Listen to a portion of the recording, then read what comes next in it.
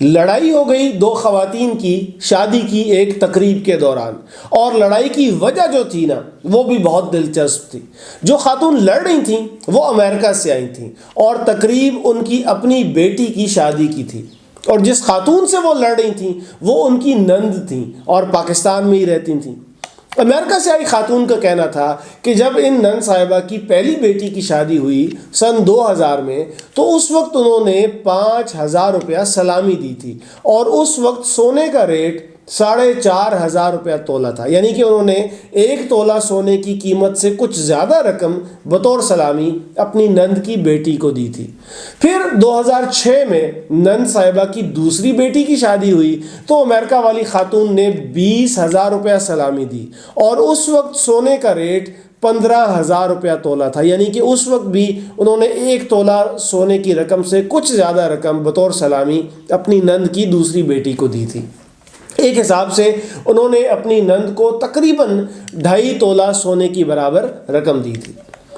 اب اعتراض امریکہ سے آئی خاتون کا یہ تھا کہ اب جب کہ ان کی اپنی اکلوتی بیٹی کی شادی ہو رہی ہے سن 2022 میں، تو ان کی نند صاحبہ انہیں صرف 20000 روپیہ سلامی دے رہی ہیں، حالانکہ آج کل تو سونا 1.5 لاکھ روپیہ تولہ ہو چکا ہے۔ امریکہ سے آئی خاتون کا مطالبہ تھا کہ اصولاً تو جتنی سلامی ان کی نند نے وصول کی تھی آج اس سے زیادہ دینی چاہیے، لیکن اگر وہ 2.5 تولہ سونے کے حساب سے ہی رقم دیں تو بھی یہ رقم تقریباً 3,75,000 روپے بنتی ہے، اور 20,000 روپے تو اس کے مقابلے پر کچھ بھی نہیں ہے۔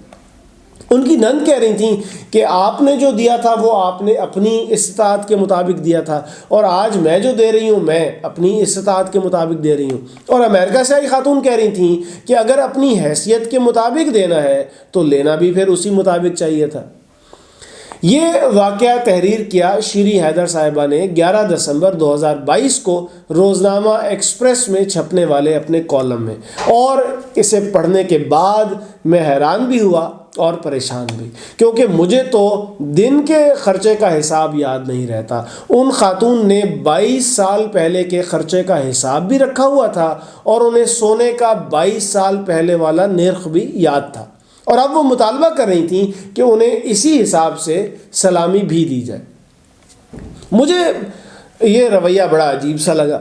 کیونکہ سلامی یا نیوتا تو بڑی پیاری سی چیز ہے۔ اس بہانے نئے شادی شدہ جوڑے کو اپنی زندگی شروع کرنے کے لیے تھوڑا سرمایہ مل جاتا ہے، یا شادی پر جو اخراجات ہوئے وہ بوجھ تھوڑا کم ہو جاتا ہے، اور یہ کوئی قرض تو نہیں ہے نا، یا اگر اسے قرض بھی سمجھا جاتا ہے تو بھی میری رائے میں یہ بات درست نہیں ہے، کیونکہ جب کسی کو کوئی رقم بطور تحفہ دے دی تو پھر اس کا حساب کتاب کیا رکھنا، اور پھر وہی رقم کسی قدر اضافے کے ساتھ واپس وصول کرنے کی توقع ہی کیوں رکھنا۔ اس معاملے میں تو دینے والے کی خوشی اور حیثیت مقدم رہنی چاہیے، نہ کہ لینے والے کی امید۔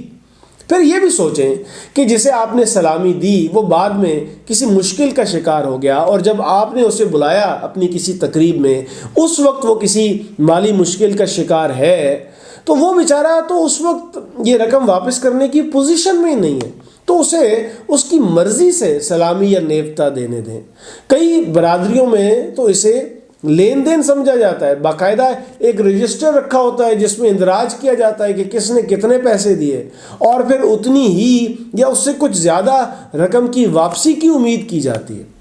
لیکن امریکہ سے آئی ان خاتون نے تو اس رسم کو بھی باقاعدہ ایک سرمایہ کاری بنا دیا۔ سونے کی قیمت پر اپنی سلامی کا نرخ طے کرنا یہ تو نیکسٹ لیول کی چیز ہو گئی۔